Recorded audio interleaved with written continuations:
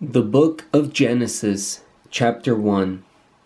In the beginning, when God created the heavens and the earth was a formless wasteland, and darkness covered the abyss, while a mighty wind swept over the waters. Then God said, "Let there be light," and there was light. God saw how good the light was. God then separated the light from the darkness. God called the light day, and the darkness he called night. Thus evening came, and morning followed, the first day. Then God said, "Let there be a dome in the middle of the waters, to separate one body of water from the other." And so it happened. God made the dome, and it separated the water above the dome from the water below it. God called the dome the sky. Evening came, and morning followed, the second day.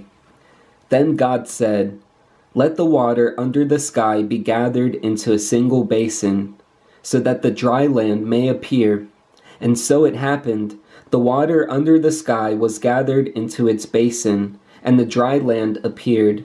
God called the dry land the earth, and the basin of the water he called the sea.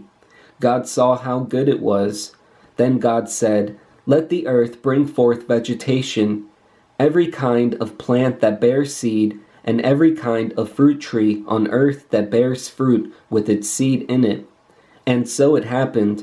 The earth brought forth every kind of plant that bears seed, and every kind of fruit tree on earth that bears fruit with its seed in it. God saw how good it was. Evening came, and morning followed, the third day. Then God said, "Let there be lights in the dome of the sky, to separate day from night. Let them mark the fixed times, the days and the years, and serve as luminaries in the dome of the sky, to shed light upon the earth." And so it happened. God made the two great lights, the greater one to govern the day, and the lesser one to govern the night. And he made the stars. God set them in the dome of the sky, to shed light upon the earth, to govern the day and the night, and to separate the sky from the darkness. God saw how good it was. Evening came, and morning followed, the fourth day. Then God said, "Let the water teem with an abundance of living creatures, and on the earth let birds fly beneath the dome of the sky."